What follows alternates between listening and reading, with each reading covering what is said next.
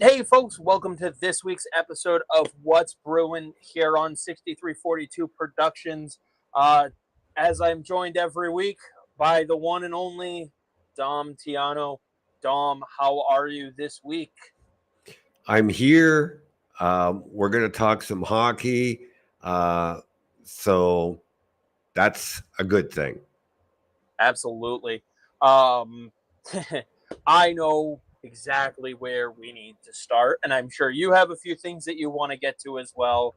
But of course, panic around here in Boston set in yesterday because of a report that came out from WEEI that Jeremy Swayman is asking for $10 million per year on his next contract and trying to go for 8 years. I don't know. Did that manage to make its way all the way up to you in Canada? Oh yeah, it's out. You can't miss it. But The panic, honestly, the panic is probably the funniest part about this. But before we dive into all the reasons why people shouldn't be panicking, let me ask you this. First off, hello to you, Corey, as well. Dom, are you panicked by the $10 million AAV number? Let's assume that it's true. well, I'm not panicked because they can make it work, but I'm not going to assume it's true, and I'll tell you why. I I've wasn't going to say that. I was just saying, under the assumption that it's true, would it panic you? And I'm glad that the answer is no. No, I'm not panicked. I have asked many people in and worded the questions various different ways. And these were people that would have insight. I mean, I go back to people that gave me information that Marco Sturm was being traded to LA, people that gave me information beforehand that Dennis Seidenberg was being bought out, um, people that gave me information that they were after Braden Shen, people that gave me information that they were after Hampus Lindholm. So these are people that are in the know, and all I get out of them every single time is a no comment. They are tight lipped. They are ordered by up above not to speak on the situation. And I know a lot of people are thinking the Bruins are leaking this as a negotiation ploy to get Jeremy Swayman to come down. And I would venture to say if the Bruins are going to leak it, they're going to leak it to somebody like Fluto, not on a new radio show who is doing their premiere edition. Yeah. I, I was going to say, you ruined the lead on me there, but that seems to be under the radar for a lot of people in this situation. This was a debut show airing for the very first time on WEEI. And I'm not saying that the $10 million is wrong or that Rich Keefe doesn't have somebody who told him $10 million. All I'm saying is that is a huge factor. And now everyone knows about this show because of the Jeremy Swayman asking for $10 million report. Now, under the assumption that he's asking for $10 million, my response would be, yeah, no shit. That's his agent's job. Ask for the most amount of money for the longest time. Get the best deal for his client. That is his job. Am I surprised? No.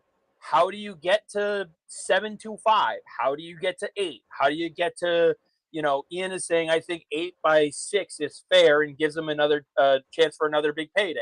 How do you get to something like that? Now, Ian, is that 8 years by 6 million per or 8 million by 6 years? Just want to make sure I'm clear on that.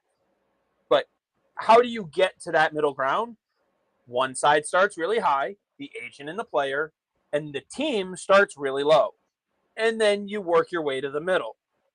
And obviously, as you've said before, in fact, I believe I'm quoting you, it's not just 8 by $64 million. It's how are you paying me that $64 Mm-hmm. million? And the other factors. trade protection, which he can't get for a couple more seasons. Right. Expansion protection, same thing. I would assume that goes right in line with the trade protection. Lockout protection. He's going to want lockout protection. So, and Ian did clarify, $8 million for 6 years. See, my assumption was the other way. Now, I know you saw the art. I put out an article on my website, puckoff.com, and this was back in July. The number I came to was 9.125 for 8 years. If both sides want to go 8 years. I don't know how much of that piece you remember. I remember very, very well. That was taking into consideration, your Hellebuck deal, your Sorokin, Saros, Vasilevsky, so on and so forth. And then obviously there'd be some, at 9.125, there's some room for trade protection when that's able to kick in. There's a little bit of room for, it's not unfair. And if he's asking for 10, I feel a little bit better about that number. But I'd rather look like an asshole and have him sign for 6x6, or as Ian is saying, 8x6. I'll take that too. I'm not worried about it. Lockout protection is very, very important to the players this year. And I'll give you the stat, okay? Of all the contracts signed in 2024, that's this calendar year, that's 8 months this year, 80% of the contracts signed since January 1 have lockout protection in terms of signing bonus for the potential lockout year. Okay. Prior to that, contracts signed prior to that, 30% of them have lockout protection. Right. The Bruins aren't big on lockout protection. They give out peanuts. I believe David Pasternak's is $3 million. On an 11 million AAV. Compare that to other superstars around the league. Maybe Jeremy Swayman is asking $5 million, but they're not going to go. The Bruins will not go that high. They didn't do it with Patrice Bergeron. Excuse me. They didn't do it with Zdeno Chara. They didn't do it with Charlie McAvoy. They didn't do it with David Pastrnak. They're certainly not going to do it with Jeremy Swayman. Right. And this is the same agent that took William Nylander up until the very end of the last possible minute. I think there was something like 40 minutes before his deadline when Nylander stepped in and said, just let me play hockey. And I'm not saying it's going to get that far. That's important, Chris, because I had this conversation with somebody today, and I said, listen, Jeremy Swayman does not work for Louis Gross. Louis Gross works for Jeremy Swayman. And if Jeremy Swayman says, sign a deal today, it will get done. Jeremy Swayman is staying out of negotiations right now. And the guy threw back to me, well, what about William Nylander, who went to the deadline? I said, and how do you know that on December 1st, William Nylander didn't wake up and tell Louis Gross, get a deal done today? I'm not losing a year's salary. Right. And when you look at the Nylander contract, 11.5 AAV, and he's got a base for the most part. So the first 2 years was 3.5 million base, 10 million signing bonus. This year he's got a 1 million. Next year he's got 1 million. 28, 29, both are 6 million. And so when you look at his signing bonuses, what year is the lockout supposed to, the first year that they're trying to September 1st, 2026. 2026. So his signing bonus that year is the highest in any of the years on his contract, and it's $11.5 million. Mm-hmm. That is lockout protection. If his Yeah. agent's asking for that, oh, by the way, the following year is the second highest at $10.5 million, and both of those years his salary is only $1 million. So, Gary, you say that the Nylander contract wrecked the Leafs. The AAV doesn't change based on signing bonus structure and salary structure. That's why the salary cap is constructed off of average annual value. No, that's not what he's saying. I think he's saying that $11 million for Nylander is what wrecked the Leafs. No, I would beg to differ. I would think that the Tavares contract wrecked the Leafs. I was going to say, yeah, between Tavares, honestly, what wrecked him is putting that much money in 4 players who are all forwards. Like, you need to spread that out throughout your lineup. That's one thing that we've learned from other successful teams. You can have 4 players that are making whatever it is, 30 some odd percent, 40 some odd percent of your salary cap, but you've got to have it be balanced. Like when it was Kucherov, Stamkos, Hedman, and Vasilevsky, it's spread out throughout the Tampa Bay lineup. Toronto doesn't have that. Mike says, would there be a very small circle of management leading the negotiation talks with Swayman? I bet you there's 3 people in the room 90% of the time. Two. I would say Don Sweeney, Evan Gold, and Swayman's agent. No, he's asking management. Oh, yeah, 2 for management, but 3 total. Yeah, it's Evan Gold and Don Sweeney. And don't be surprised if if you at some point here it's just Evan Gold. Yeah, I wouldn't be surprised. G. Wally says on the other end of the spectrum, he is extremely confident in his own ability. Could he bet on himself for a short term and go for UFA? Would that be a 2-year deal? So if I'm Jeremy Swayman, though, I'm looking at it going, I just did that. I just did bet on myself.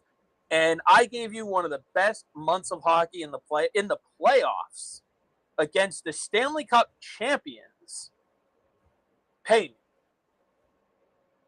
There's a risk to doing that, and that would be a career-ending injury. Absolutely. Go ahead. It's a huge risk. And I was just saying, most of the time when we look at what the players want, they want the term because they want the guarantee long term. Yeah. I think most agents would be trying to talk their clients out of a 2-year deal like that. Right. And David brings up, he says, thoughts on Bussy and DiPietro, which we'll come back to that. He says, if you look at comparables throughout the league, I have Swayman at 6.5. See, David, that is kind of the asterisk next to all this is the comparables that most people are using. There isn't a comparable because most goaltenders who are 25 signed a 5-year bridge deal in that $6 to $6.5 million range. But if you look at those guys, they don't have the games played. They don't have the statistics that Swayman has. If you look at the one guy who had the games played, that was Andrei Vasilevsky.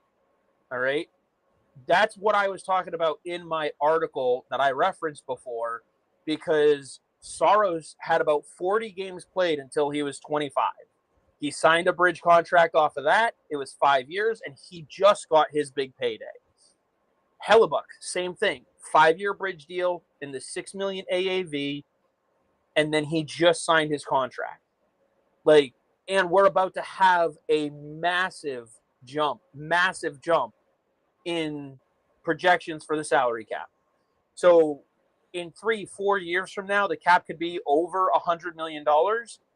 And anything beyond a 4-year contract, $10 million is 10% of the cap at $100 million.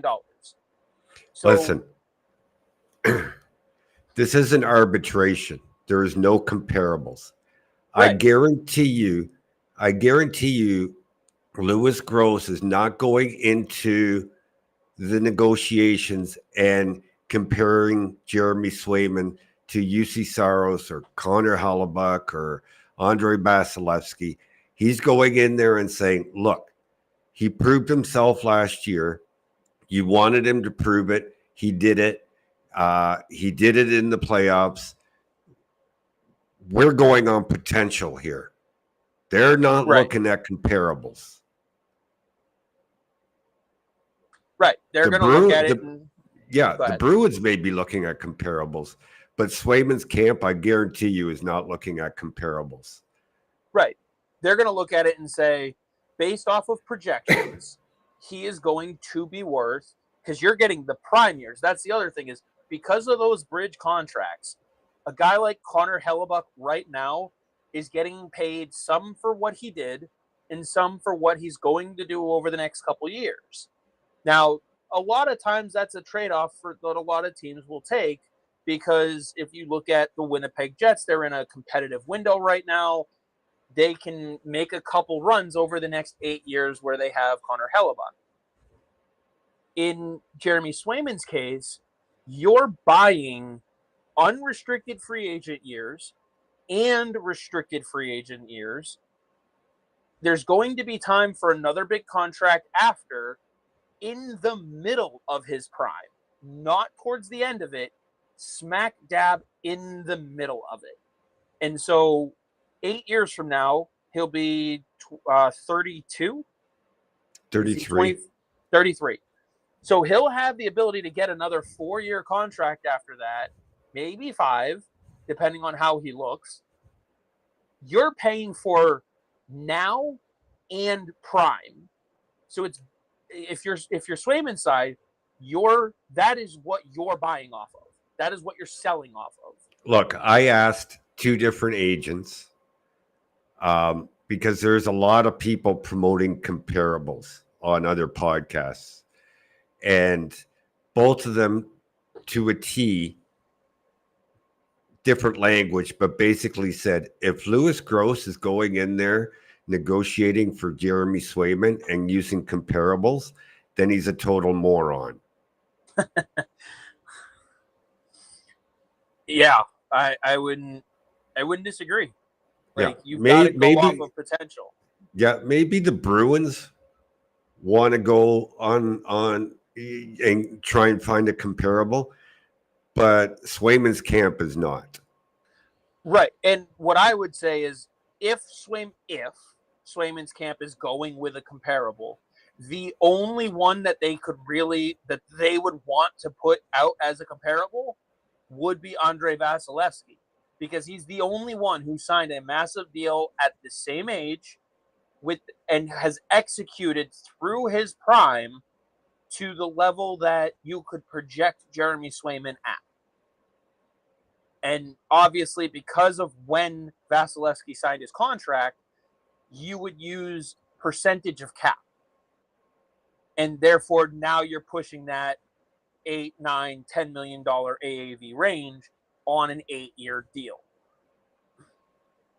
If they're not using him as a comparable, I don't know who they would use. Like, again, I would agree he's an idiot if he is, but in that sense.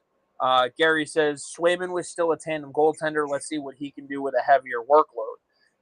Great. Under what contract, Gary? Like, you have to give him the contract before you give him the workload. That is why there are no comparables. That is what happened with Hellebuck. That is what happened with UC Soros. They had to give him contracts before they gave him the 65-game workload. And he's not going to 65 games right away. No, absolutely not. Absolutely not. And I don't think he has to. Not with Korpisalo signed for 4 years. Like, let's not forget about that. I think eventually they'd want to get him to 60, but he might get 52 to 55 this year. Right. And Mike has a great question here. He's following up on the small circle of management questions. Would goalie Bob have any opinion at all? Now, in terms of contract negotiations, no. I was going to say, correct me if I'm wrong, but when it comes to the dollar amount, the contract itself, no. I think what they would do is they would consult goalie Bob and say, hey, how confident are you in your ability to get Korpisalo back on track and work with Bussy and DiPietro? If this situation progresses, how willing should we be to let him sit out for the year? That's where goalie Bob might come into play as far as his opinion when it comes to what can you do with the goalies that we already have.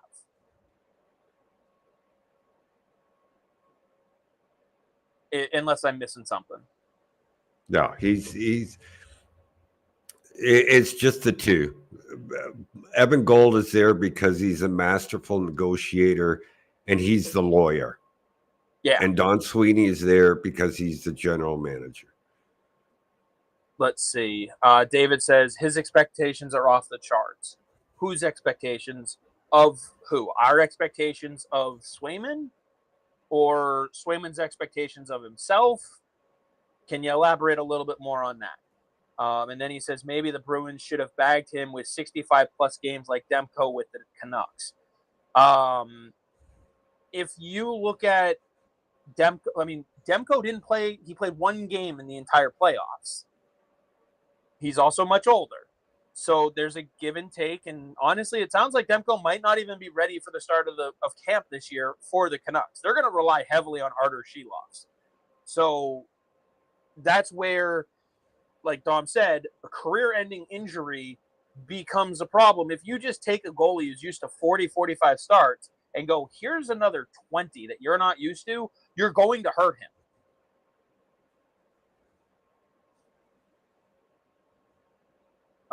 Let's see. Court has jumped in. What did I miss? Oh, Court, you've missed 22 minutes of a lot. And also mentions coaches have zero influence on contracts. Yeah, and Court, I don't know. Maybe I didn't explain it right. I'm not saying he would have any influence on the contract as much as they would go to him and say, like on a scale of 1 to 10, the goalies that we already have under contract, how confident are you in their abilities to lead us with the group that we have? And if he says Korpisalo will be fine, we're working on XYZ parts of his game, and he should be back to where he was when he was in LA. Okay, great. Well, now you're more likely to hold firm on a lower number with Swayman, because a lot of people are sitting here trying to say, well, Swayman has all the leverage because what are you going to do? Enter the season with Korpisalo? Yeah, that's what you would do. See, I don't believe ideal? that I don't believe that Swayman has all the leverage. The I don't think leverage, so either. the leverage lies with the Bruins. They can hold firm, and come December 1st, let's say the Bruins are offering 8 times 8, okay? And let's say that the numbers are true, that he wants 10 million, okay? 8 years at 10 million, okay? That's 80 million versus 64 million. Okay, the Bruins can hold firm.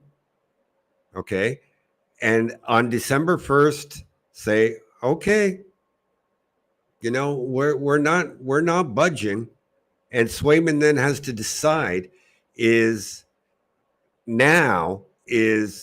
losing that $8 million this year worth it to gain $2 million a year for the next 7? Right. Well, and not only that, but if they're saying here's an 8-year contract with $64 million in it, his decision is going to be, do I walk away from $64 million? Because going into, if he sits out for the entire season, that's the worst case scenario for the Boston Bruins. Jeremy Swayman holds out, demands his cash, and sits out the entire season.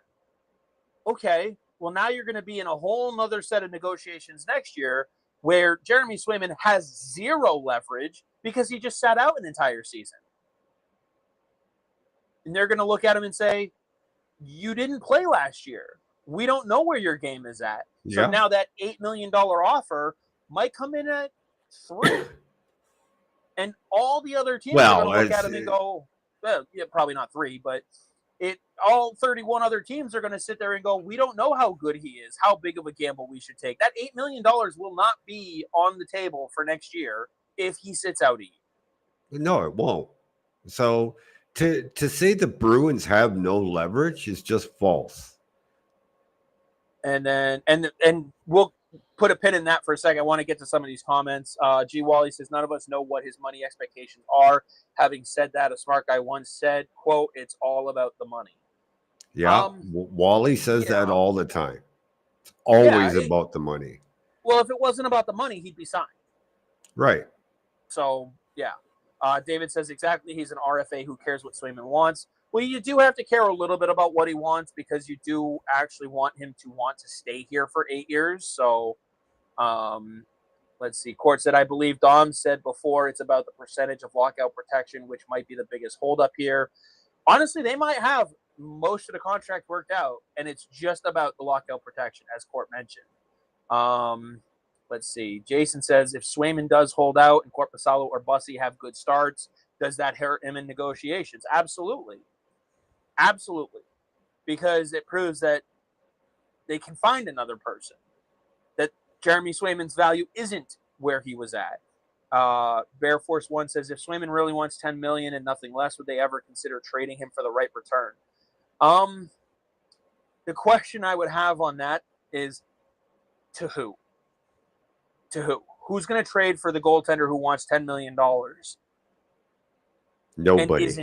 And isn't signed. Like, that's why nobody could afford him. The teams that he would want to sign with can't afford him. Right. And that's why, other people who are sitting here going, the leverage is with Swayman. What about an offer sheet?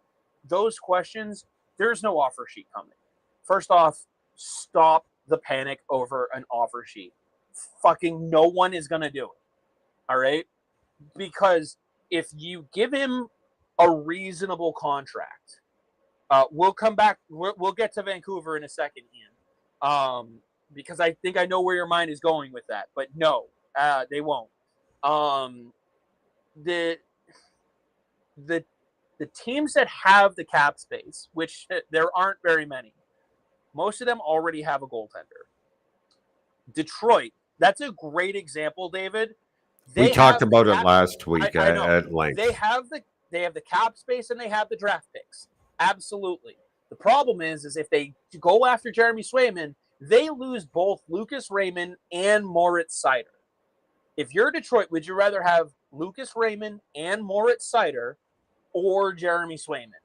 Yeah, there's no way they can have all three. There's no way. By the way, when you lose Moritz Seider and Lucas Raymond, you're losing upwards of 2 first-round picks, a second-round pick, and a third-round pick, or 4 first-round picks. So it's not just 2 young players. You're losing 2 young players, 4 high draft picks, and you're taking an $80 million gamble on a goaltender. Yzerman's not that stupid. Anaheim and Utah have the cap space. Utah's the one where I would sit there and go, maybe. But they also already have 2 goaltenders under contract for this year. All right? Anaheim has 2 goaltenders under contract for this year, and one of them is younger than Swayman. And Anaheim cannot afford to give up 4 first-round draft picks. They're rebuilding. Not at all. The 4 first-round draft picks, honestly, even if it was 2 firsts, a second, and a third, they can't afford to give that up either.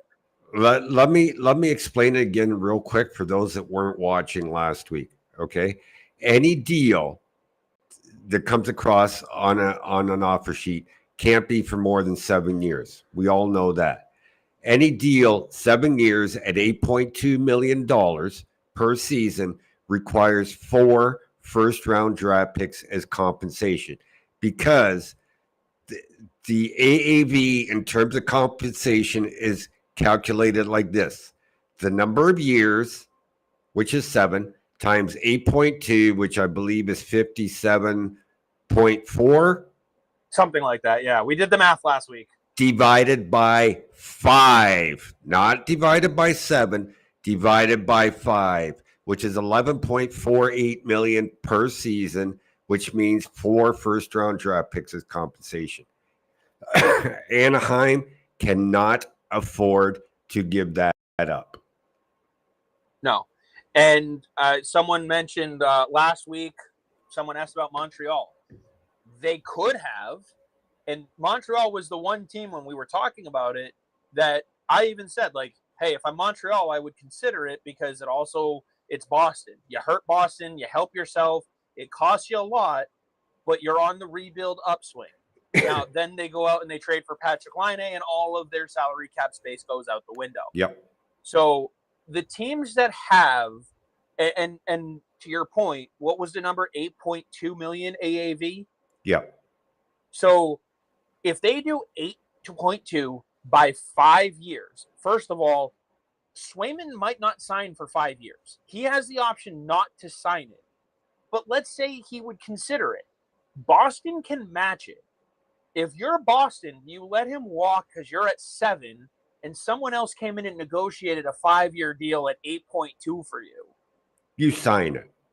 You match that. If you're Boston, you're matching it. Now, if you're getting 4 first-round draft picks back because it's a $10 million AAV, well, that's when you start to have the question and ask yourself, where is he going? So who can sign a $10 million AAV contract? Well, the Sharks, but they just traded for Askarov, so knock them off the list.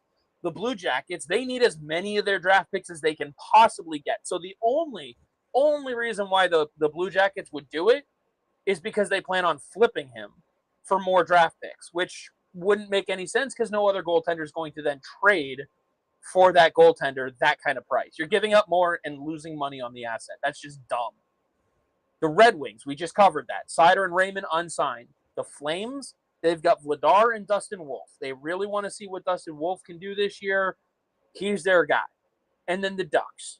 The Ducks need all their first-round picks. They've got John Gibson still, and they're trying to develop Lucas Dostal. They're not trading for him.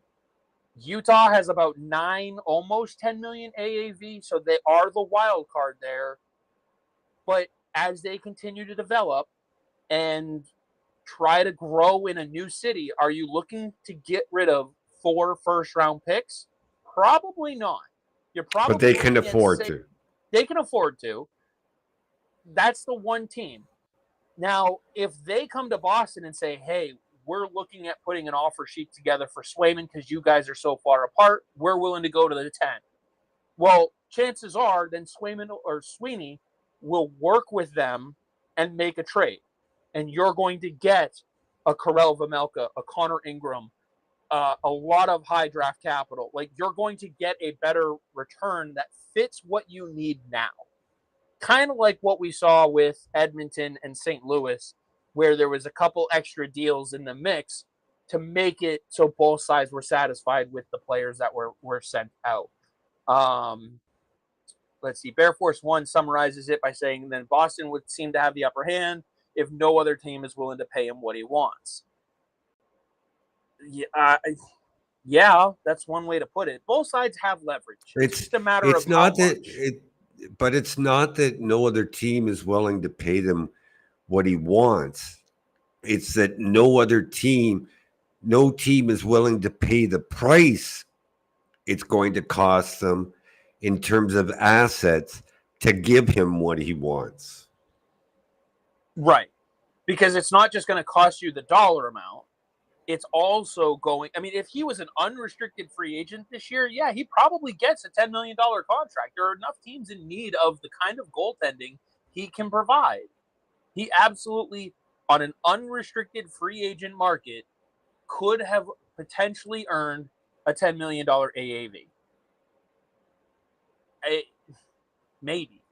But not as a restricted free agent. Michael adds, No. The one thing is, Swayman is great, but he is not on the level of Shesterkin, Vasilevsky, and Hellebuck.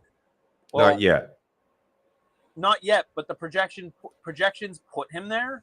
And if we're being honest, his numbers weren't that far off either. So, like, it's not impossible. It's not ridiculous to say he projects to be in that group. So it's, Bobrovsky last year had a 2.37 goals against average. Jeremy Swayman was 2.53. Not far off. Save percentages, 9.16 for Swayman, 9.15 for Bobrovsky, 9.21 for Hellebuck. So, like, his personal performance is right in line with those guys. It's just a matter of can he do it with a higher workload. And there's nothing to say he can, but there's also nothing to say he can't. David says, does Swayman make Team USA? Yeah, for the Four Nations face-off, I'm guessing is what he's referring to. I'd have to look at some of the other contending players, but more than likely he's going to be one of the top ones considered. at least for starting goaltender. We'll have to look at some of those rosters, the potential roster lineups for the Four Nations face-off at some point. Swede said, Seattle was my concern for an offer sheet until they filled their cap up. Yeah, which if I'm Seattle, Matty Beniers is a little more important when I also have Philip Grubauer on my books for another 3 years. Yes, he's overpaid, but still, he's on the books. So Matrix says offer sheets put aside. What if the contract negotiations go south and get ugly? What kind of trade could be put together? Let's let it get to that point first. Yeah, I don't think negotiations are going to get ugly or go south here. I really don't. Everybody's saying the right things. And to your point, the agent works for Swayman, not the other way around. Where Swayman is the one sitting here going, I'm confident something will get done. The Bruin side is confident something will get done. The only person we haven't heard directly from is Swayman's agent. Now, he's doing his job. He's asking for the moon. He's fighting for the best. This is why players have agents, because now people will hate the agent and not the player. He is doing his job. He is being the lightning rod that he should be in these negotiations. He's also staying the hell out of the media because no one's getting a comment from him. So as far as having it get ugly, it's supposed to get ugly with the agent. The player and the coach and the management, they're all supposed to be happy-go-lucky, and they are. And all you can hope for, if it does start to go south, as you put it, Swayman steps in and says, just get me signed. I just want to play hockey. I don't want to miss a year of salary. And that's when the agent comes down on his demands. Somebody has to blink. How quickly we forget. Well, I don't forget, but most of you probably aren't old enough to remember. This happened with Byron Defoe years ago. Wally will remember this. And Defoe fired his agent and took over negotiations himself, and within hours had a deal locked up. Right. We hear oftentimes about players change. We hear oftentimes of players changing agents because this negotiation will never go south because Jeremy Swayman won't let it go south. Unless the only way he lets it go south is if he decides he doesn't want to be in Boston. The fact that he has stayed in the city all summer tells me that's not the case.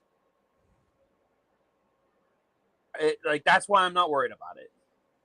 G. Wally says, exactly, if teams were desperate for him and could afford him, there would be a trade. It's incredibly limited. Brandon wants to know, how many games do you see Swayman getting versus Korpisalo? I know we've talked about it a little bit before. I think you're genuinely going to see like a 65-45 split. It'll work its way up. You're going to put a little bit more workload on Swayman, but I think a lot of people are also really undershooting what Korpisalo is going to be able to do with a refreshed mindset, working with goalie Bob, and being in a much better mental state with a better run organization, less chaos around him, and just feeling more firm. I realized it was hype about the negotiation going south. I gotcha. I realize it was hypothetical, and my answer still sticks. I mean, I don't usually deal in hypotheticals, but I don't think it's going south. Yeah, and Matrix, I know that this probably wasn't your intention, just because I've seen you in the comments a lot. Someone will take that and go, "Oh my God," and panic over it. So addressing it's also not the worst case scenario either, because someone will shit their pants all over it. What's going on says, would anything over 9 for Sway make it disappointing? Bruins could have had Vezina goalie at 5+, decent trade return for Sway. Dave, like anything over 9 million AAV, would that be disappointing for the Bruins? I don't think so. Again, how far over the 9 for one? And what's the term? They could have had a Vezina goalie for one more year. What about after right? Right. Because Right. What's Linus Ullmark going to look for next year? Right. They were only secured Linus Ullmark for one more season, so I can guarantee you this, that the Bruins aren't just looking at this year. When they traded Linus Ullmark, it wasn't about just this year. When they're looking to sign Jeremy Swayman, it's not just about this year. They're looking 2, 3, 4 years down the road. absolutely. Let's see. Wally also said that players are already blaming the player because of that $10 million rumor, as well as some are conflicted as to it's a business, just business. Again, it comes down to it, assuming it's true, the agent's doing his job, fighting for the biggest bag he can for his client. The number, I mean, I could have heard a rumor that said it was 15 million he was asking for, and I'd sit there and I go, okay, it still wouldn't make me panic because the guy is asking for more than most people think he's worth. That's how a negotiation works. You start high, the team starts low, and then you make concessions on both sides and you meet somewhere where both sides are happy. Cam's question, what do you think the contract eventually looks like? 8.5, somewhere in that range. I mean, the term will determine the dollar value. Exactly. The term is what's gonna make it the thing. Because if you, again, based off of my number, if you told me that it was 9.1 or 9.25 over 8 years, I'll sit there and go, sounds good to me. David also says, if Swayman signs for anything more than 8 million, should Bruins fans expect a cup? I think expecting a cup once he signs for any dollar amount might be a little high of an expectation this year. They still have other moves that they need to make in the long term. And I did want to get back to a point that you made, but we do have a lot of other comments here. We'll come back to Michael's question in just a minute. I do see it though, Michael. Wally also says, additionally, Swayman is making himself available in public with all off-season and off-ice Bruins things. So I find it hard to believe he's also confident that it'll get done. Let's see. Much of this is on the union pressuring Swayman. Maybe there's some of that. He is looking to kind of set a little bit of a market price. So let's see. Michael also is the Swayman deal what is holding up any PTOs being announced? Probably not. No. Probably One not. has PTOs nothing to don't go do with against the other. count. Yeah. Real quick, I do want to get to this, and it will roll into Michael's question: how will Jelvik and Gasso do with losing Cutter Gauthier, and could Letourneau be put in between them? We'll circle right back to that because I did want to mention too, because I've had a couple people ask or say that the Bruins lost all their leverage in this situation because they traded Ullmark when they did. They never should have traded Ullmark when they did because they don't have Swayman and all these other things. But they traded Linus Ullmark when they did so they could get a draft pick for this season. You cannot. I don't care which side of it. You cannot complain that the Bruins haven't been making first round draft picks because they've been trading them away. And then when they make a deal that brings in a first round draft pick, complain that they made that deal. I don't care who they traded away. You cannot complain about both, first and foremost. Second of all, you were going to trade Linus Ullmark at some point. His value was the highest before the draft because you had a draft right then and there that was approaching. Over the course of the summer, potentially even into the course of the regular season, his value was only going to drop because how are you going to re-sign Swayman and Ullmark and get the rest of your offseason done? Now, as far as what they got in return, it's a first-round pick. Late first-round pick, their own first-round pick in return. I don't care. It was a first-round draft pick. This is a team that's given them away like candy on Halloween, trying to remain competitive. All right? I'm glad they got one. They got a number 2 goaltender signed for multiple years. That checks off another box. They also got a promising fourth line center who wins faceoffs. This team had a problem winning faceoffs last year. That will help them. Dom, anything you disagree with there?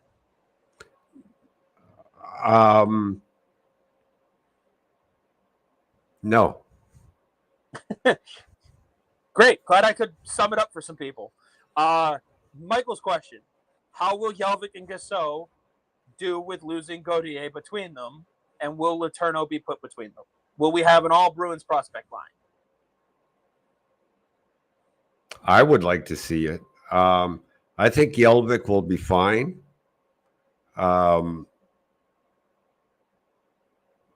Gasso, if he's improved on his skating, worked on his skating, I think he will be fine as well.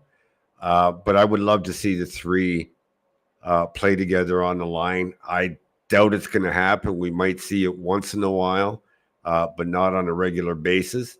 But Michael, we do have a prospect show coming up. It'll be a second podcast we're doing. It's not going to affect this one. And it'll be once a week. It'll be all prospects and only prospects that show. So make sure you follow along. Yes, and if you follow all of the What's Bruin stuff, you'll get both shows. So the podcast channel here on YouTube, Twitter, Twitch, wherever you're following the show, it'll all come through the same channels. You'll just see the new pod title in those ones. And then Ian says, do you think the issue is money and term, or lockout trade or movement clause, some sort of protection clause that's holding it up? I think it's all the above. Yeah. All the above. I also think, I mean, we also haven't heard the phrase ongoing talks. So what that tells me is they know where the other side stands. And the plan is, once everybody gets back to town, once things start happening on a regular basis at Warrior again, they're going to sit in a room, they're going to have a couple conversations, and they're just going to hammer it out and get it done. Like, that's where I see it going. I think a lot of people should just listen to Ty Anderson, who had a good one-on-one with Swayman last week. Was it last week, Chris? It was last week. I believe so. Yes, it was a week ago this past Sunday. If Ty Anderson starts to worry, then you can start to worry. Yeah, I would fall in line with that. I would go with that. Speaking of the prospect show, this will be a good topic for when that show does come out. But Cam wants to know, what do we think of the Bruins being ranked 32nd out of 32 teams in prospect rankings? He thinks it's BS. Actually, they're ranked 31st according to Stephen Ellis, whom I have a lot of respect for.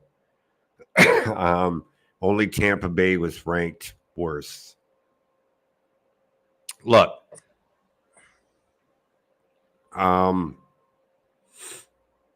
I've been very, very clear about this, that the Bruins are lacking the blue chip, top-notch prospect. That much is obvious because they've lacked a lot of first-round picks. But I've also been very clear that I would put the bottom half up against any other teams at any other time and feel good about the Bruins prospects. That's when these prospect rankings come out, they don't look at the bottom half of the roster or the third and fourth liners. They look at the blue chip prospects and only the blue chip prospects. And as much as I hate to say it, but I'm not going to argue about the Bruins being anywhere between 28th and 32nd. I'm not, because that's where they are. Right. And there's also a couple ways to look at it too. You mentioned that one person out there had him at 31, someone else has him at 32. The Lightning were the team that were ahead of them. Okay, well, what else have the Lightning been doing?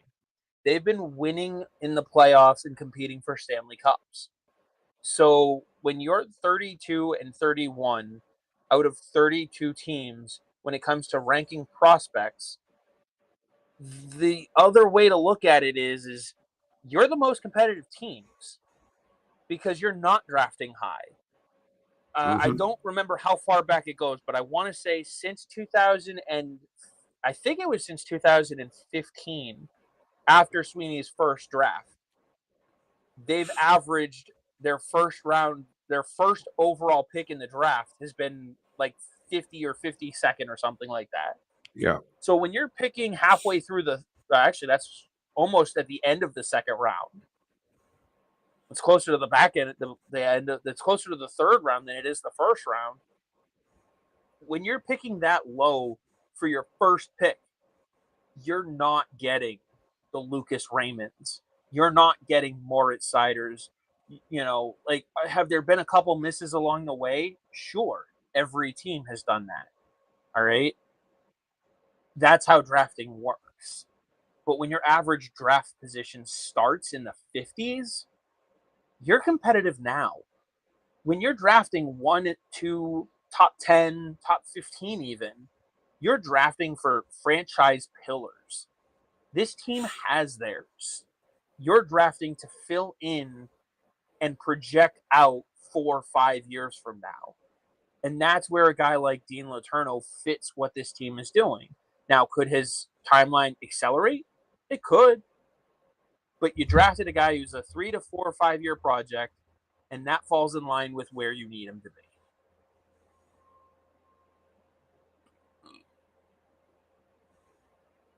A couple other guys that you wish would hit or jump into the lineup a little sooner, but that's more of a developmental thing. I mean, and we'll see what happens because Lysell is going to get an opportunity this year. So, Lysell's going to kind of be a good talking point for the first part of camp to see how he does. Oh yeah. Oh yeah. So Word is, I think it was Mark Dibber said he won't be taking part in the Prospects Challenge. Oh, he won't be? No, and he shouldn't be. Yeah, I would probably not want him to go because it's just going to risk his injury. Swede says Bergeron, Krejci, Marchand, Lucic were all jackpot second rounders. Wasn't Marchand a third?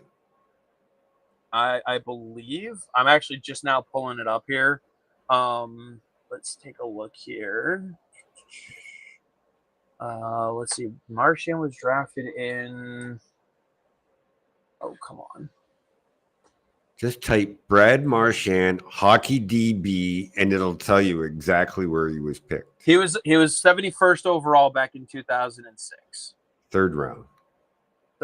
Lucic was too, wasn't he? Lucic was 50th overall, so technically second round. He was right above. He was in the same draft, though. That was also the Kessel draft. That was where they drafted number 5 and got Kessel. But, I mean,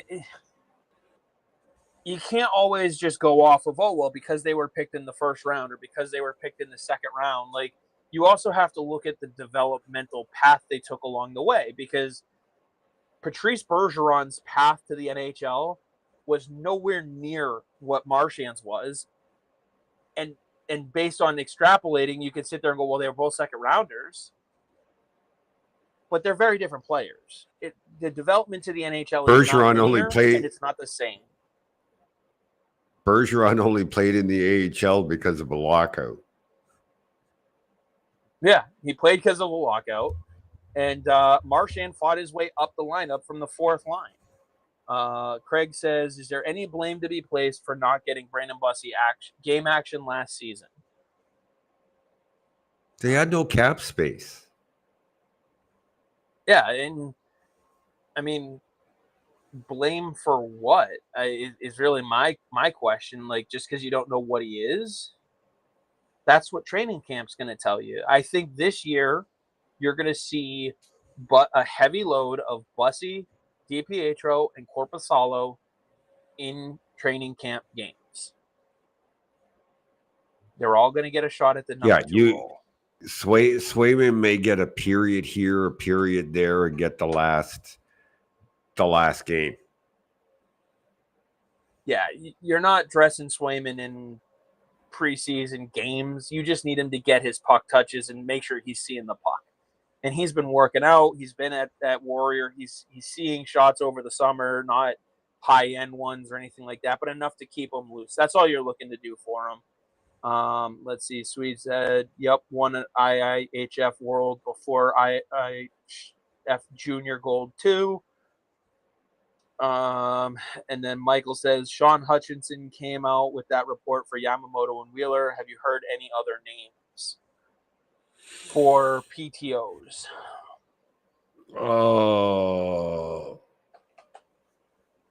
I haven't heard any other names. I haven't heard anything that come from any sort of not someone talking out of their ass saying that this is what I'd like to see.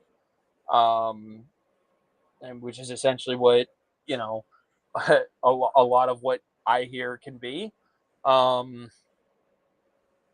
Even then, I mean, I haven't heard that they officially are offering Yamamoto and Wheeler. I just heard that they're considering it. So, you know what? I find that hard to believe. I just don't believe. Yeah, Yamamoto is exactly the opposite of everything they've done. Exactly the opposite. And Wheeler, you know what?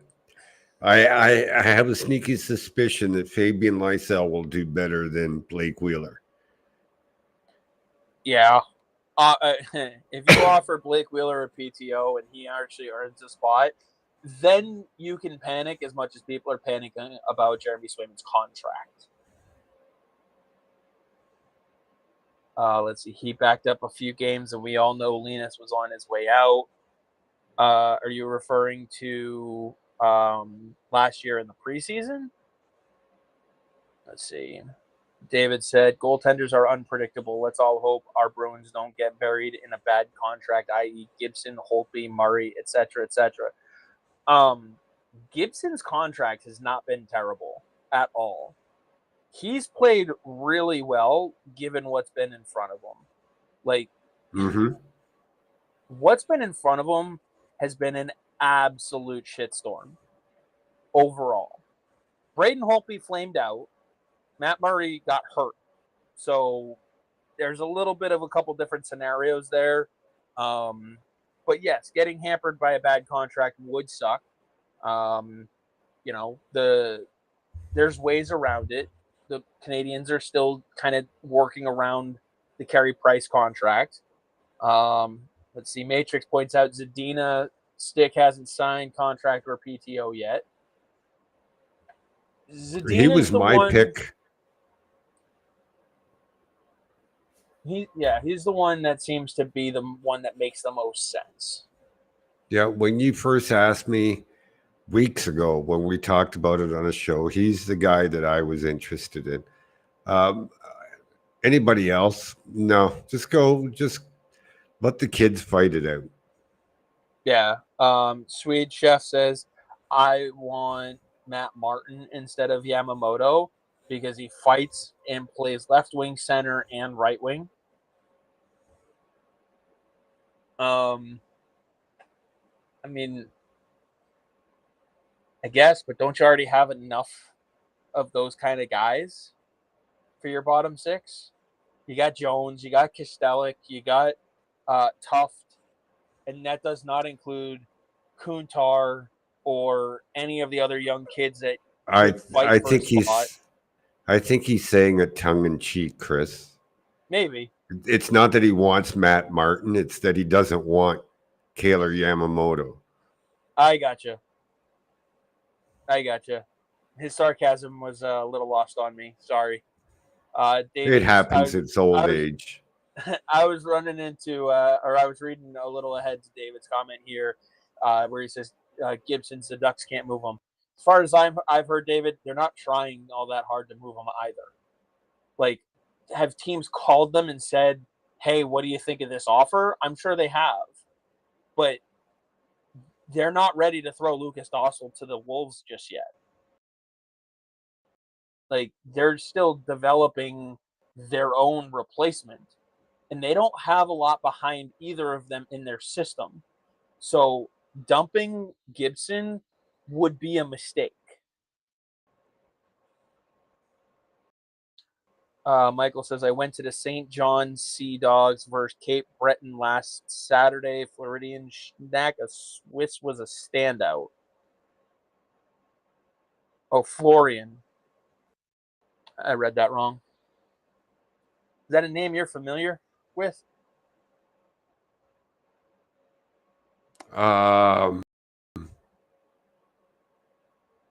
Probably. I'd have to open up my notebook and check. I got so many names. I'm trying to see if I can find something. Let's see. I'm curious what he stood out with. And just because they stood out for one game, like we've talked about, it's a matter of how do they stand out over the long term. Let's see. Cam says, I know this isn't Bruins related, but have you guys heard anything on Trevor Zegras being moved? No. David mentioned Gibson's been hard to move. I would be willing to bet Gibson is tenfold easier to move than Trevor Zegras. I would think so. Let's see. I'm also pulling up a list of the current unrestricted free agents who are still available out there. And, you know, it's funny because the one that is the most appealing is the one who's the oldest and is now retired, and that's Joe Pavelski. He's still on the list? He's still listed as an unrestricted free agent, according to Puckpedia. Behind him, when it comes to goal scoring, and I know I mentioned him a couple weeks ago when we were talking about it, Tyler Johnson, 17 goals, 14 assists last year over 67 games. An agent that Boston's very familiar with in JP Barry, 34. He's another guy who can play all three forward positions. Again, I know you were kind of against it as a PTO option. I wouldn't be against it, but I wouldn't expect a lot from it.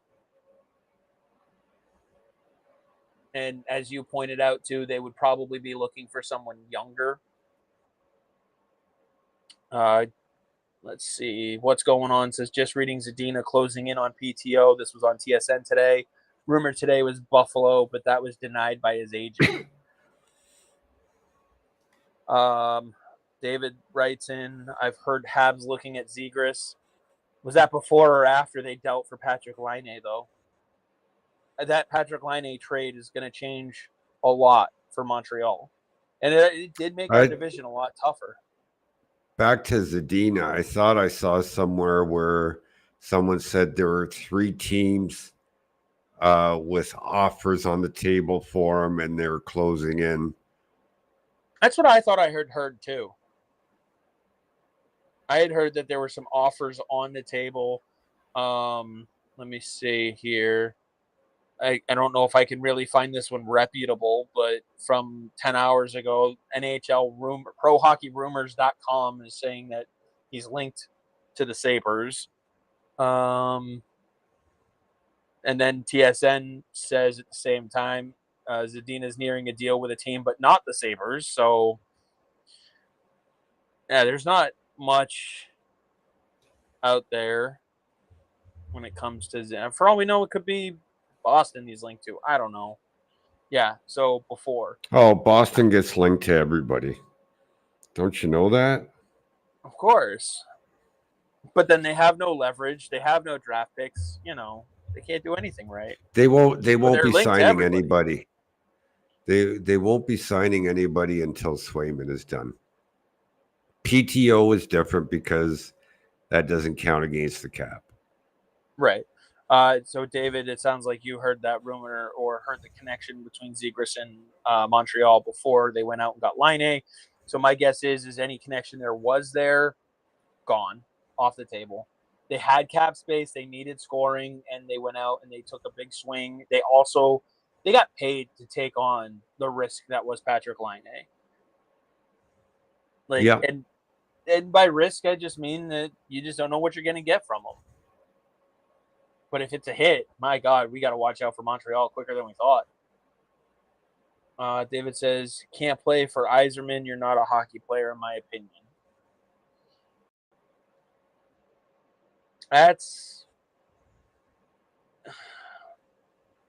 Yzerman's not the coach. Yzerman isn't who you're playing for. It's who's signing you. So I don't know if I can remotely get behind that one. David asks, how surprised were you guys when the Bees signed Boquist last season so late? I was surprised, but you knew there was another signing coming. There just had to be because they needed to fill out a roster and they needed competition. And it was small enough that it could be buried in the American Hockey League. Yeah, it made sense. He was a versatile guy, could play bottom six. Like, it made sense. When you ask how surprised, like, I'm always a little bit like, oh, that deal was done. Okay, cool. And then I look at the deal and I go, the deal makes a lot of sense. It may not have been the name I was thinking of or a name I would have thought about, but at the same time, I'm not the one who's paid to do this for a living. So guys like Boquist would not have been on my board as much because I just didn't have time to have as deep of a board. So let's see. Swede also says Draisaitl and Oilers are, quote, far apart, unquote, in contract negotiations with deadline looming. Deadline is in 3 weeks as Draisaitl isn't negotiating during the season. Come to daddy.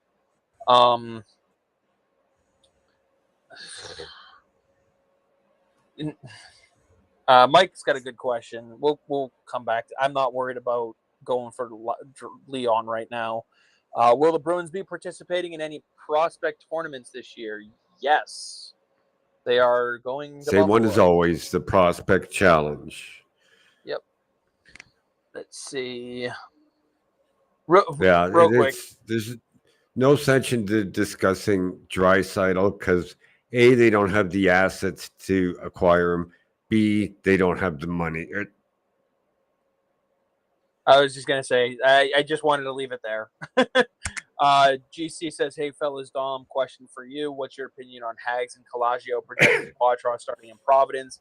Feels like a huge mistake from the team if they take this road. I'll say what I always say. Everybody continues to underestimate Matthew Poitras. In turn, I get told I overestimate him. I don't. I just tell you, don't count this kid out. Right. Never, ever count this. That's not overestimating him. Is it possible he starts in Providence? Yes, depending on how he's rehabbed from his shoulder surgery. If he's good, he'll be in Boston. So, I don't want to knock Hags or Mick for what they believe in. That's their belief. I just don't agree with it. Right. And it's one of those things where I would also ask the question, under what circumstances is he starting in Providence? Because if he's starting in Providence because Merkulov has a great camp and he's still recovering from injury, I don't feel like it'd be a mistake at all. If Poitras is the better player by far and Merkulov can't hang and they still send Poitras down, then that would be a mistake. Like, there's got to be more to be seen before we can sit here and say anything like that is a mistake. Cam says, do you guys think the Bees will have some surprises make the team this year? Depends on what you mean by a surprise. I know that kind of sounds like a cop-out, but we got to remember, we're doing this with Dom Tiano, the guy who 2 years ago said, watch out for Matthew Poitras to make the team, and then he did. A guy no one had ever heard of. So, we're talking to the right guy here. And so when he says, watch out for a guy like Poitras, watch out for a dark horse guy like Trevor Kuntar, I'm not all that surprised. I've been working with him long enough. So let's define surprise. I wouldn't be surprised if Kuntar makes it very, very tough for them. But I don't, the group that we've been talking about all season long is what's going to be there. The 6 defensemen from the playoffs, plus Zadorov. The goalie is a question mark. Up front, who do we have, Chris? We have Lindholm, Zacha, Pasternak on 1, Marchand, Coyle, and probably Lysell on 2. Frederick, Poitras, and Geeky on 3. And we have Jones, Beecher, Kostelic, Brezo fighting out for line 4. Yeah, I mean, that's kind of where we keep landing. I'm a little bit lower on Brezo. I wouldn't be surprised to see Kuntar stay up and Brezo go down. But I want to see them both in camp, just because Brezo may have been able to work on some stuff and get stronger and be able to push people off the puck along the boards. And we've talked about how he was in the playoffs last year. So overall, though, yeah, that's kind of where we're projecting things to be. David said Yzerman waived him. Zadina wanted out. That doesn't mean he couldn't play with him. Yzerman was not the coach, so it had nothing to do with he couldn't play for him. Let's see, Draisaitl for Swayman. I knew that someone was going to mention that. I mean, that's probably the basic bird deal, but back up to that Yzerman one. Okay, so no. Yzerman waived him. Zadina wanted out. Yeah, that's coach's decision. That's not the G. If the coach refuses to play him, the GM's got no option but to waive him. Yeah, especially when he was making the money he was making. You got to do something to try to free up some of that money. Yeah. What's going on says, is Peter Svedback a goalie that can challenge? I know. I'm just reading off of here. A goalie that can challenge Bussy or DiPietro. Bad spelling. No. At least not this season. And maybe not for another season. Svedback had, as far as I'm concerned, he back last season. We'll have to see where he goes this season. But he's not challenging for an AHL job this year. No, and they got a couple other guys on AHL only contracts too. So yeah, keep an eye on those guys. Michael then says, with DeBrusk gone, who are we inserting in the shootout with Coyle and Pasta? Depends on who's on the team. Guys I know that I've watched for a long time that can do it. Max Jones, Matthew Poitras.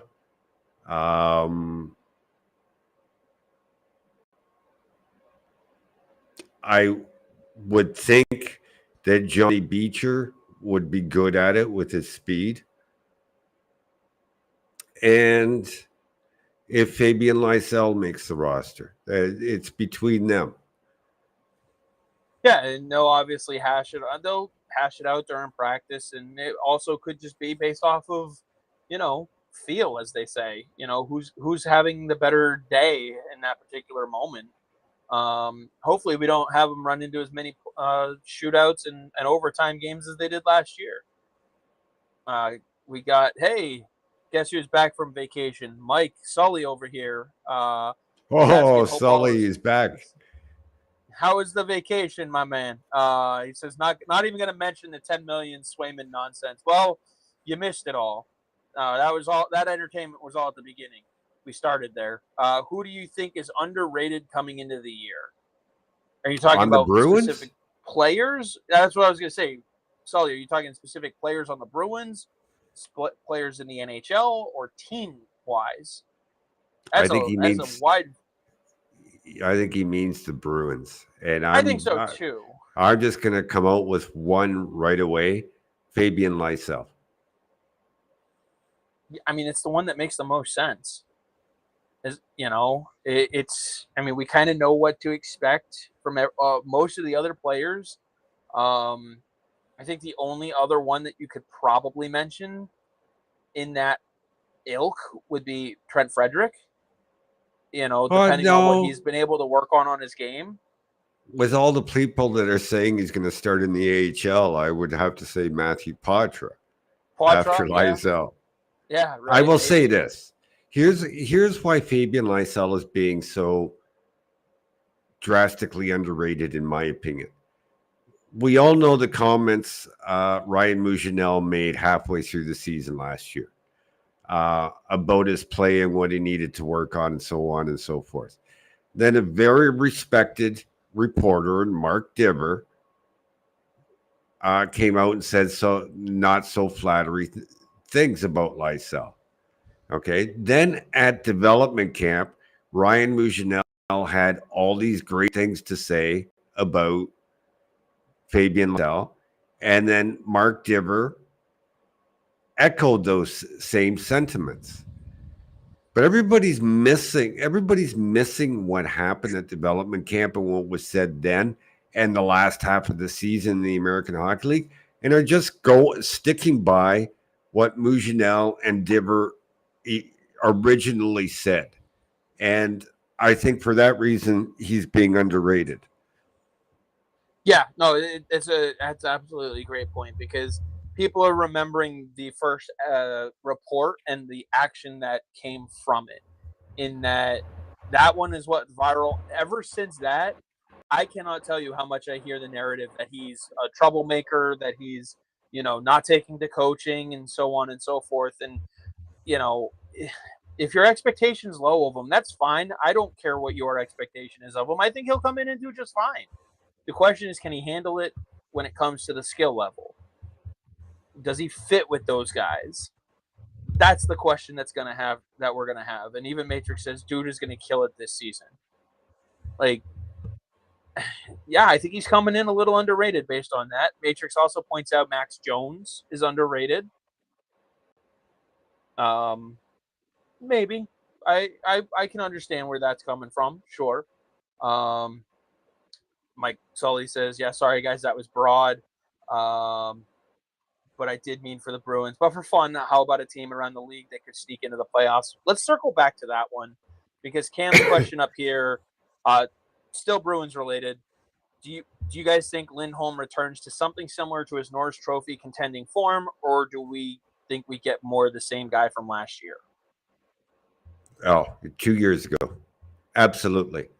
If you've been a regular of this show, Cam, you know how much I bitched and complained all last season that the Bruins didn't have a coach behind the bench to coach the defenseman and that it was hurting them. Well, they have one this coming season. They had one the year before in now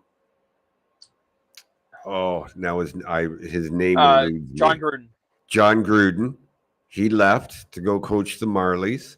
They were without one. Every blue liner took a dip, and now they've got Jay Leach coming back. I expect all 7 of them to have better seasons than last season just based on the coaching behind the bench. I'm super excited to watch Mason Lohrei this year with a coach behind the bench. Like, if we saw the growth that we did last year without a coach behind the bench, I'm looking forward to what we'll see this year. Mike also adds regarding Max Jones' first-round pick pedigree, what has held him back from top 6, foot speed, scoring, etc. Well, have you seen the top 6 in Anaheim? That's tough for a lot of people to compete with. So there's that factor as well. Yeah. Jones doesn't have any problems with foot speed. He can be a dirty player sometimes. Yeah, he can be a nastily dirty player sometimes. I mean, um, if you missed it, watch the clip I put up on Twitter. I think it was on the weekend. Chris, was it? I believe Uh, so. the tweet said, um, "Question: Are they London's Bruins or are they Boston's Knights?" And I got some clips in there of Zadorov and Jones and Regula and Jackson Edward, and I had to put the one in there where I forget who they were playing. I think it was Peterborough. They scored a goal, and Jones got pissed off and just behind the net, two-handed cross check right in the face. He got a suspension for it, but that's Max Jones. Yeah, I'm looking forward to seeing what he can bring. He's also a sleeper for the third line position. He's someone that could help push a guy like Trent Frederick up into the second line wing spot, Mm-hmm. depending on how Liesel does. So, you know, I'm very interested to see what he is able to bring. Michael does have a great question. What contract extensions might look for Trent Frederick and Morgan Geekie? When do you start looking at those options for those guys? January 1st. Do you expect to see both of them get extensions with Boston? I would expect that the Bruins will try, but it all depends on what type of season they have, right? Yeah, and what kind of money they're looking for, what kind of term. Um, you may end up If they're having not to having a great year, the Bruins may just wait till the off season and during the exit meeting say, "No, you didn't have the season." Yeah. I mean, what if Trent Frederick comes out and scores 25 goals? Yeah, you want to keep that dude around. What if he comes out and Yeah, scores 10? Like you're going to want to see it. And also once that uh, page turns on January 1, you're also heading into the trade deadline. You'll mm-hmm. know what you need. You'll know what you have, and you'll know whether or not these guys are pieces that can help you acquire something. A guy like Trent Frederick could be very appealing for other teams. Whether you're competing or not, you may still need to deal him off. Um, let's see what's going on. It says Bruins may find a decent waiver pickup, much like teams may be eyeing Bussy. Curious to know teams facing some tough waiver decisions. Would be interesting study. Is there anybody off the top of your head that you can think of might be waived that the Bruins might have an eye Um, let's not forget if you pick up a player on waivers, he's got to be on the team for the whole season, and on? you That's why can't I'm trade him. asking. And you can't trade him. So, who are you going to pick up on waivers that's going to beat out your 13 forwards and 7 defensemen right now? I don't think there's much out there. Yeah, there probably really isn't all that much. And as far as teams eyeing Brandon Bussey, like you said, they're going to have to carry him for the duration of the season. Some of the teams that might have been interested in a young, talented goaltender who's on the rise that might have been looking at him, San Jose might have been a team, but they just got Askarov. There aren't very many teams that don't have goaltending for this year sorted out. Maybe Vancouver. I know I mentioned earlier there was a comment that I was going to circle back to. They were asking about like Swayman. Demko's out to start at least for now. It doesn't look like he's going to be ready for training camp. But Artur Shilov's carried that team in the playoffs, so they have all the confidence in the world in this kid. Honestly, check out his opportunity to win the Calder because he could, if this Demko thing lasts all season, he could make a great case for the Calder for himself just because of the position he's put back in. Bear Force One wants to know if you have a favorite OHL team, and I know this that Yeah, you I pulled was it up. doing the other one first. Oh, I was going to say, I noticed you pulled this one up. Craig Button compared Jackson Edward to Joel Edmondson. I don't do player comparisons, but he's more Adam McQuaid than he is Joel Edmondson. I'm looking forward to watching him in Providence this year. Absolutely. So then we'll hit Bear Force One's question. Do you have a favorite OHL team? I have about 20 of them. I can't come out and say that I have a favorite team because then, well, I can tell you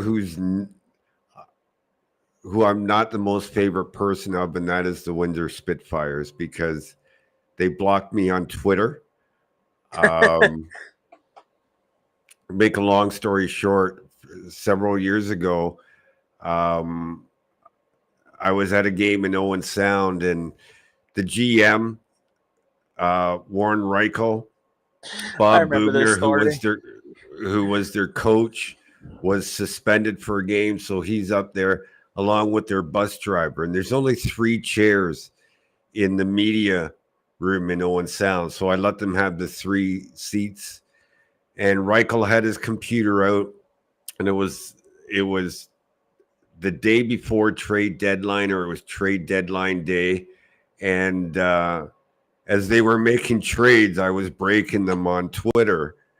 And then good old Bob McKenzie come on. He says, "Where are you getting this from?" And I took a picture of the 3 of them and replied. And then the Spitfires blacklisted me on Twitter, or blocked me. So other than that, like, I like them all. I follow them all. I get to just about every arena once a year. I'm not going to make Sault Ste. Marie this year for other reasons because it's a long way. But yeah, London's closed, Guelph is closed, Kitchener's closed. They're all within a half hour of me. Sarnia is an hour. Windsor is an hour and a half. Brampton's an hour. So I'm close. I get to all of them, but I don't really have a favorite. Well, at least Cam liked the story, so he wants to. They blocked you on Twitter for that. Yeah. I'm surprised that was the direction they went, simply because now they can't see what you're leaking. So yeah, well, that kind of defeats the purpose. If anything, they should have started putting fake things on their computer to have you send out wrong information. That would have been better. Michael points out, remember when the Bruins claimed Jared Tenorti and he drove from Nashville to Boston to play that day? Yeah. He certainly can. And apparently that question came up because today was the waiver deadline for the National Football League. So apparently football is, honest to God, I have not watched a single snap of preseason football. I don't like football. I honestly didn't even realize that it was coming up. Like, I knew it was, I knew things were going on. I knew preseason games were happening, but I just didn't even know when the games were, honestly. It's going to be interesting to do the family fantasy football team this year. So, Steve said, I would love to see an OHL game with you just to learn. I live in Stratford. You live in Stratford? Okay, we got to go to a Niagara Ice Dogs game. That's what... Because I'll tell you, talk about the worst run organization in all of junior hockey. Man, oh man. But I got to tell you a quick story. Isn't that Hockey Canada, though? What? No, Niagara Ice Dogs. Niagara Ice Dogs are worse. For a few years, I was fighting like a dog to get an expansion team in Brantford, home of the Gretzky's. I went to Brantford on several occasions, almost had enough investors. It's how I got to know Keith very, very well. Keith Gretzky. And when Hamilton pulled the rug on the arena for the Bulldogs and they decided to move to Brantford, that really, really pissed me off. But I was really trying to get an expansion team in Brantford. Cam points out you're just destroying junior teams right now. No. I hold on a second. I don't want to reach up there. Like I got jerseys up there. Worst game I ever been to. Oh, I was gonna say for the stuff that you got on the walls, we're getting to 8:00. I was gonna say just tweet out some pictures after of some of the stuff you got. So. Dave wants to know what are our thoughts on the Stadium Series and should the Bruins have one each season? No, I think each season is too much. For a team like Boston, I would think every 4 years. Yeah, you know what? Basically, cycle it through the division. Like, have a divisional matchup once a year between two teams. And if you were in it the year before, you're not in it the following year. So if it's Boston, Montreal this year, then next year it can be, Tampa and Detroit. And then the next year it can be, not Detroit, but you get what I'm saying. The Tampa and Florida and, so on and so forth. And then if you rotate it through, you can't have the same team in it 2 years in a row. Then you're just going to have division rivals. And you could do that with each division. Like, that would be fun. But Bob wants to know, this is actually a really good question. We'll definitely talk on this kind of thing on the Dom.Hockey pod as well. Is Dean Letourneau automatically our best offensive prospect behind Fabian Lysell now? No. There's a lot of people that automatically bump Letourneau up to say he's the Bruins' top prospect right now. But based on what is my answer? Is like you're basing it on Canadian high school hockey? Right. He's played 2 games of junior hockey in the USHL. He's bypassing it this year and going straight to college. Again, I'm asking, are we basing it on Canadian high school hockey? I'm not going to go that far. One other player drafted out of Canadian high school hockey went on to have a decent NHL career. One. So how are we ranking him as the top prospect the Boston Bruins have? Like, I like everything there is about him. I like his upside, but he's proven nothing yet. Nothing. Right. And we were talking about it earlier. He's anywhere from a 3 to a 5 year project, which is fine. That's not a knock on him. To your point, he was playing Canadian high school before. He's not going to be ready. But is the guy who's projected to be even 3 years, let's go on the low end and say 3 years. If he's 3 years away, is he really the second highest ranked in your system when the guy you're putting him behind is the guy who should be facing National Hockey League regular minutes now? Like, there's nobody in between them? Not one person? No, like, I mean, if I'm being honest, after Lysell, would, in my opinion, would be Oscar Yelvik and then Brett Harrison, if they all reach their potential. Yeah. I'm higher on Trevor Kuntar, but Trevor Kuntar doesn't have the offensive upside that Brett Harrison. Right. And then, we also haven't mentioned a guy like Mirenberg, who's looked solid the last couple seasons over in, Sweden? Yeah. So he's looked really good. That doesn't include, like, a lot of other players at all. Oh, Jonathan Morello, who played junior A hockey, averaged a point per game in the regular season and exploded to 2 points per game in the playoffs, drafted in the 5th round by the Bruins. I had him pegged as a late third. So 30 teams missed out on him from where I had him. Right. Maybe a little more than 30, 35. So right now, he's proven more offensive upside than Letourneau, who just played Canadian high school hockey. Yeah. Cam says, I agree So- with you guys. I also don't believe he's our top prospect, but he did look very good at Dev Camp the day I went. Sorry, I'll let you finish your thought real quick, and then we'll respond. Yeah, so like you have to be careful how you are ranking players. So to say Letourneau is the Bruins' top prospect to me right now is just he hasn't proven anything. Let him play at least one college game. Please. Thank you. Can we do that? Cam, curious, what day did you make it to Dev Camp? Because I was there the whole time as well. But he did look good. He looks good every day at Dev Camp. But we have to put a little bit of an asterisk next to that because he was with his peers.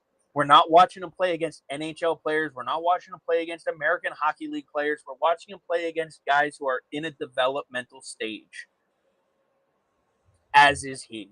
So let's see. David wants to know potential or comparables for Dean Letourneau. I know you don't like to do a lot of comparables, but when it comes to the potential ceiling of a guy like Dean Letourneau, like I guess the better question is, are we pushing a ceiling closer to that of like Tage Thompson, like a name I've heard thrown around out there, or are we talking more like a well, again, that depends on how you want to say it, but more like a Patrice Bergeron. Like, where are we looking at?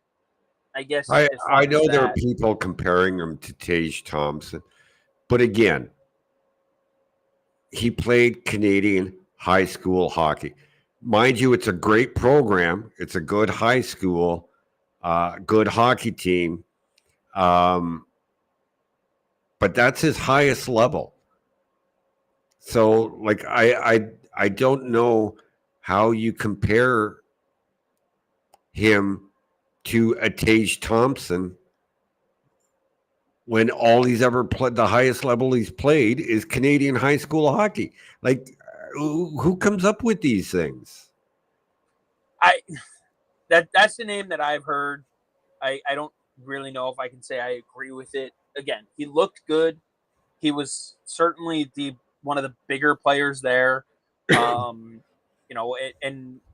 it just, he looked like he could hang with some of the guys, and some of the guys are much more NHL ready than others, and that's fine. But like you said, let's watch him play just one fucking NHL or one college game before we sit here and say his game's going to translate to the next level. Not even the next level. The next level would be college at best. We're trying to project him 3 levels above that. Like, can we make sure he can do it at the step he's on first? Yeah, let's let him develop and be himself, and let's not worry about who he compares to. Let's see what's going on. It says Ice Dogs have been a mess for some time now. Embarrassing, a sad thing. At one time, one of the best teams with big name players, many impacting the NHL today. Any insight, Dogs improving this year, a yes or no will do from Dom. Well, you won't get it from me because I couldn't tell you. I like some of the deals that they've made. I like the draft that they had. But the management's got to get their act together.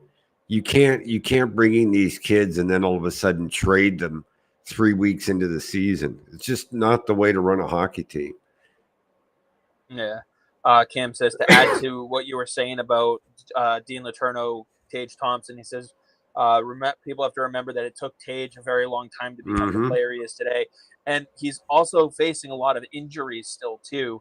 A lot of it has to do with size and not style. He says, but I think that's the comparison. What's going on says, appreciate the good words. He says, love you guys. Will you be making the Prospects Challenge trip this year? Just based off of scheduling, I probably won't be able to make it out as much as I really wanted to for this year.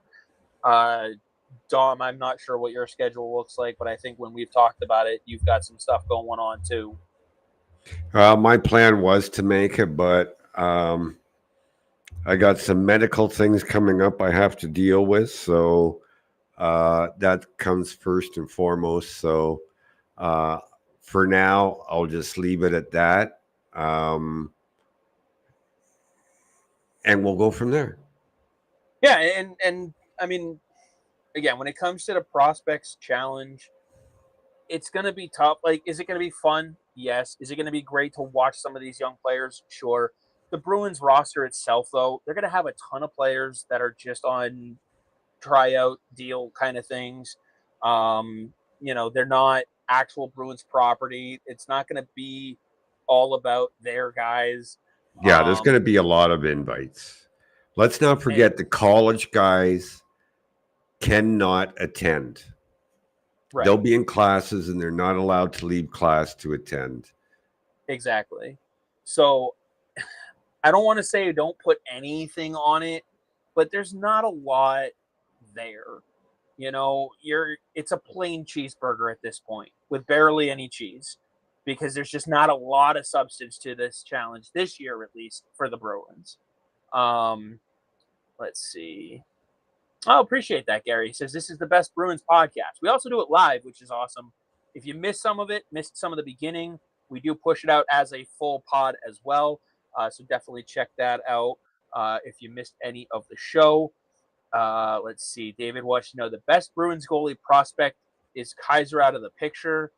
We'll touch on that, and then we have some agreeing, which is awesome. Appreciate that. And Gary's looking forward to the prospects episode, which we can address Kaiser on there if you prefer, because I know we're hitting a little after 8 o'clock here. Yeah, Kaiser's playing someplace in Europe. He's gone. Reed Dick is obviously gone. The Bruins didn't sign him. So really, I consider Brandon Bussey aged out. He's no longer a prospect. Heck, he's older than Jeremy Swayman. So I would say that Michael DiPietro is their top goaltending prospect.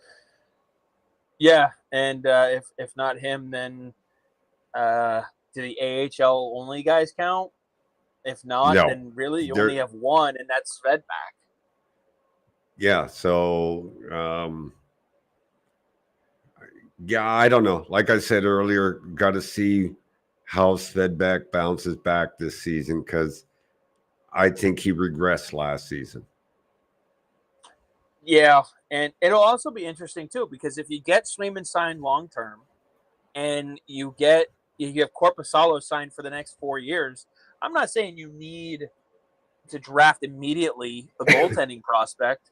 I'm not saying you need to wait 4 years for it either, but if that's your tandem for 4 years, it's okay to not have Bussy around. It's okay to not have Dick in the system and so on and so forth. So, it's not the end of the world to not have goaltending prospects when you have your goaltenders signed. So with that, though, we will wrap this one up. I know we've talked ad nauseum about the Swayman deal. Stop stressing over it. That's really my final thought. Matrix says this is the only podcast I watch, which we appreciate. Spread the word, Matrix. That's all we can say. Spread the word. Dom, you got any final thoughts? No. Just let's take it easy on the Jeremy Swayman stuff. Don't always believe everything that's out there. And, it'll look after itself. I mean, I see 2 or 3 different groups going at each other, and I don't know. It's not nice sometimes. Sometimes would be the right way to put it. Yeah. So, So thank you everybody for tuning in tonight. We will be back again next week. We do this weekly, and again, it comes out as a pod if you can't always connect on here. What's and then brewing? a week this Sunday we start. Is it a week this Sunday we start the prospect I one, right? I believe the Yes. goal was the 7th, The September yes, 7th, I think it was the 8th. the 8th, Yeah, so that's whatever that Sunday is. a week this coming Sunday. Yep, coming up. So we haven't decided whether we're doing it live yet or not, folks, but we will let you know. So stay tuned. Yeah, absolutely. David says, great show. Thank you. With that, all I got left is go Bees. Go Bees.